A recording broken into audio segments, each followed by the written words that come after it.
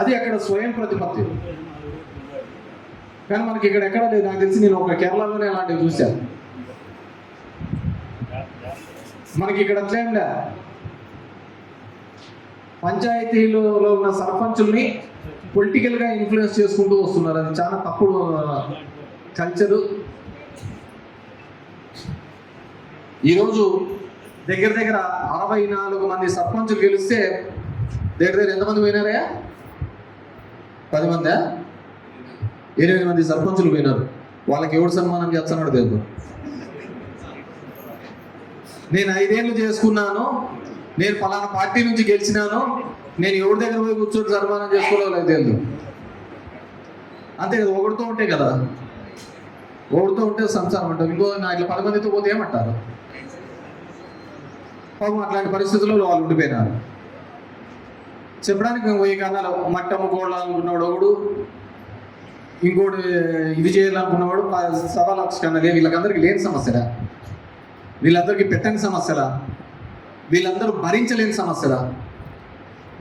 అందరూ అనుభవించిన అదే కదా.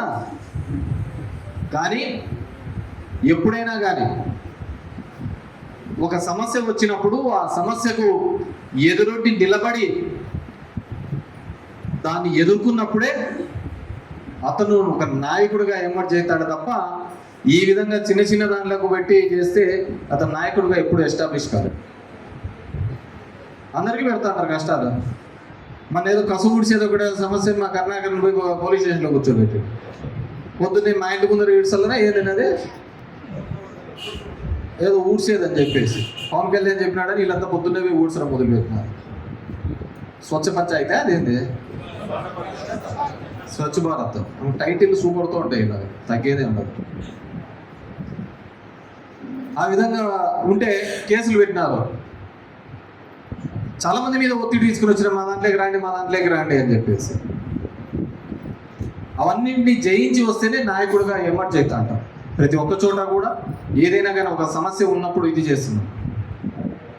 ఏ రోజు కూడా నేను ఇక్కడ ఇన్ఛార్జ్ తీసుకొని ఇప్పటికి 20 సంవత్సరాల్లో ఇది 2 సార్లు సర్పంచ్ అయిపోయింది, టర్మ్స్ అయిపోయినాయి, ఇప్పుడు 3వసారి వస్తుంది. ఏ రోజు కూడా నా వాడు ఉండాలి సర్పంచ్గా క్యాండిడేట్ అని నేను పలానా పేర్లు చెప్పినే లేదు. నేను ఏడో 1-2 చెప్పిన, ఒకటి వాళ్ళకి చెప్పిన అంతే, ఇంకోటి చెప్పిన అంతే, ఆడ 2 పోయినాయి. నేను ఏదైతే చెప్పినానో ఈయన పెట్టుకోండి, ఈయన పెళ్లి పెట్టుకొని బలవంతంగా నేను బలవంతంగా గుర్తించోడు పోయినాయి. ఎప్పుడే కానీ నేను ఎప్పుడు చెప్పను, కానీ మన తప్పనిసరి పరిస్థితుల్లో చెప్పాల్సిన పరిస్థితి. నేను ఎప్పుడు చెప్పినా కానీ ఆ గ్రామంలో ఉన్న మీరందరూ మాట్లాడుకొని కండి, ఒక ఏకాభిప్రాయం మీదకి వస్తే మీరే మాట్లాడుకొని చేస్తామని ఒక 2 క్యాండిడేట్లు వస్తే ఆ 2లో కూర్చోబెట్టి మాట్లాడేది.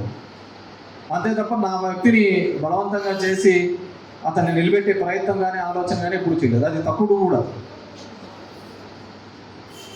ఈ మన ప్రభుత్వంలో ఉన్నప్పుడు, అధికారంలో ఉన్నప్పుడు మనమందరూ సర్పంచులుగా గెలిచినాము, పదవుల్లోకి వచ్చినాము, అన్నీ కావడం జరిగింది.